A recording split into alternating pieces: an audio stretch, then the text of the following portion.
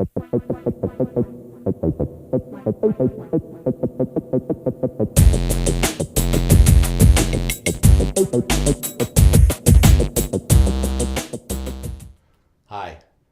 this is Jeff Haynes with My2CommonSense.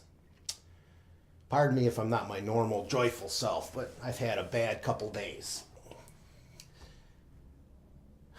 I want to talk about the myth of the $15 an hour minimum wage. And that's what it is, a myth. It will never happen. Oh, but California just passed a $15 minimum wage. And oh, Seattle are working their way up towards a $15 minimum wage. And oh, New York is thinking about a $15 minimum wage. Yeah, you know what? It's a socialist fairy tale. Let me explain it to you. Now, I know I have some conservative friends who already understand this, so I'm going to dumb this down to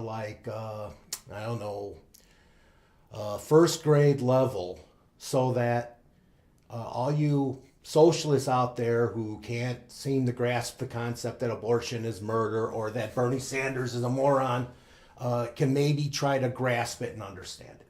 Okay, so here we go.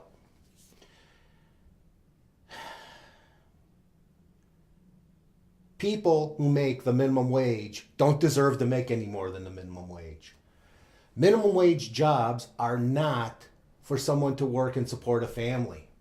They're for high school students, for after school, to work a few hours a week to make some spending money, for things like the prom and, their car and stuff like that. They're for retired folks who want to supplement their Social Security a little bit, but even more than that, just want to get out of the house and have something to do. They're the guys that greet you at Walmart a lot of times. Hey, how you doing? Welcome to Walmart. Those guys, okay? They're for people that need to supplement their income. Maybe they, work a regular job, but they like to make a little extra money, stash some money away, or maybe they just need more to pay their bills in this rotten Obama economy. So they get a second job, and a lot of times those are in retail stores and stuff, and they pay minimum wage. That's what minimum wage is for. If you're trying to work minimum wage and support a family, you've got other problems in that you have a minimum wage job. You need to start thinking about what you're doing with your life. But of course, in our whacked out society we have today, everyone owes everyone something else, so society owes you a better job, okay? All right, so here's how it works. Right now, I don't know what's minimum wage in Indiana, about $7.50 an hour. In other states, it's like $8 an hour, stuff like that. Okay, $8.50 an hour, $9 an hour, state by state. All right.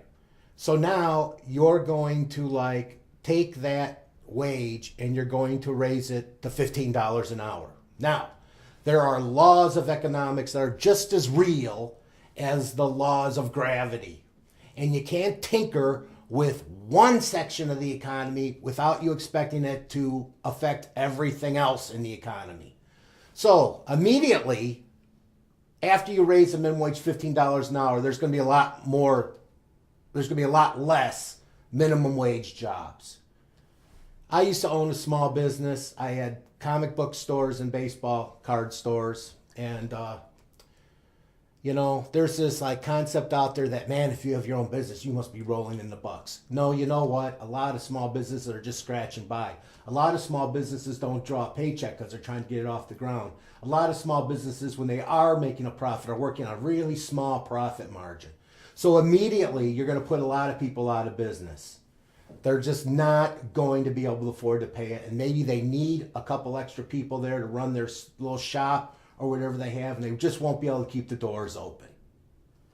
So there you've just eliminated some people's jobs. Other places are going to find ways to get around it.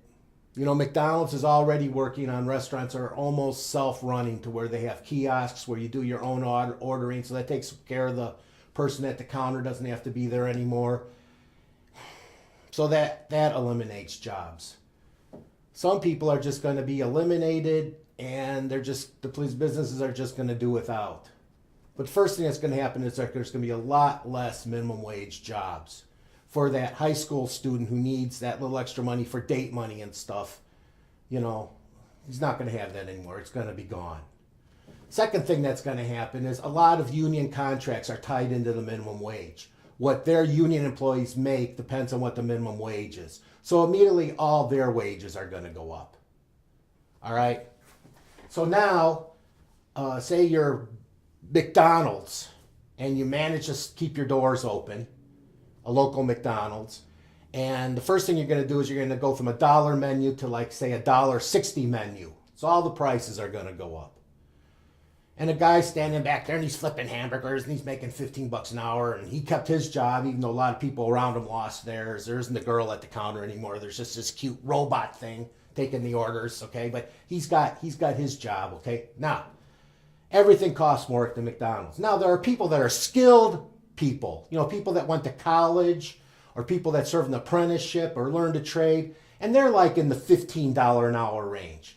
Now, they're sitting back and they're thinking, man, I'm making as much as the schlub that's flipping hot dogs or flipping burgers down at Burger King.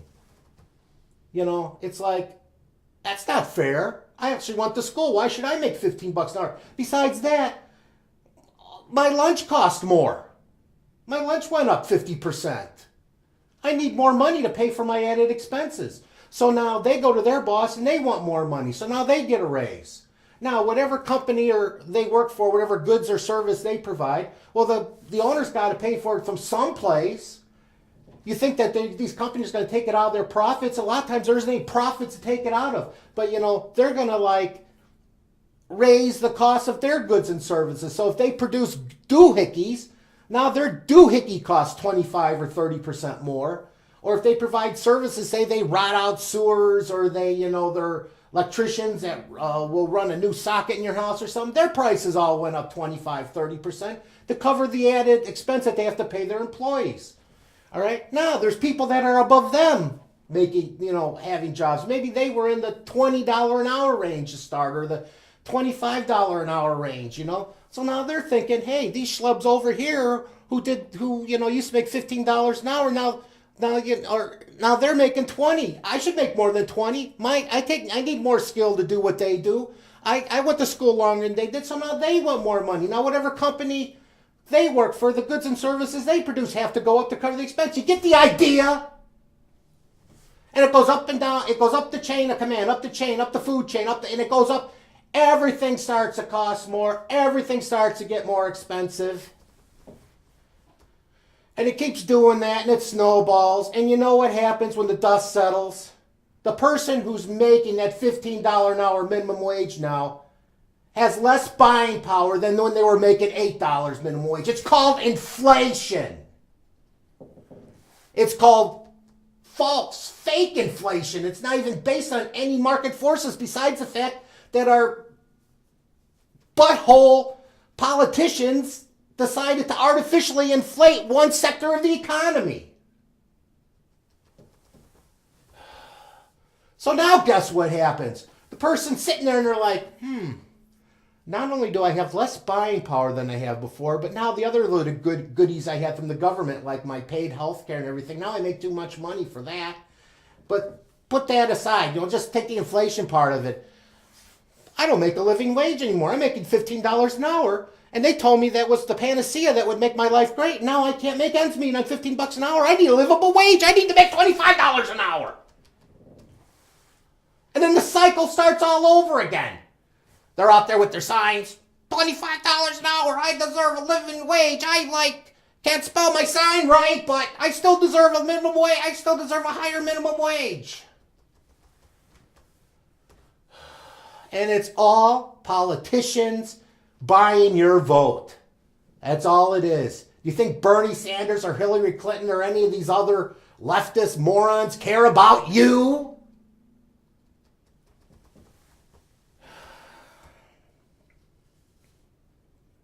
People in this country need to wake up.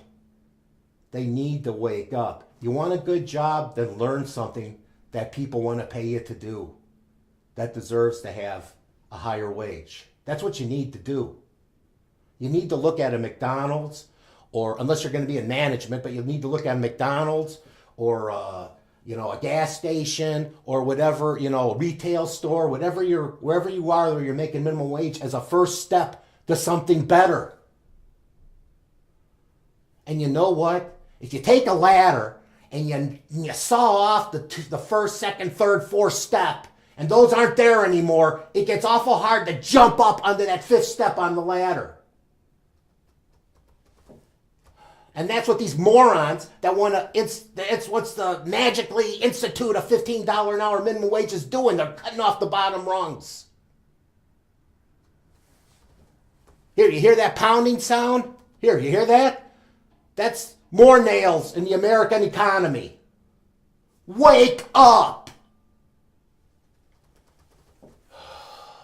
If you still, don't hate me yet, which I know a lot of people out there hate me. I can read from the comments that people leave my videos. Subscribe down below. Please subscribe down below.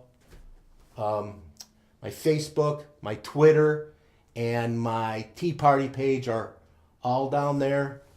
I don't know what else to say. This is Jeff Haynes with My2CommonSense.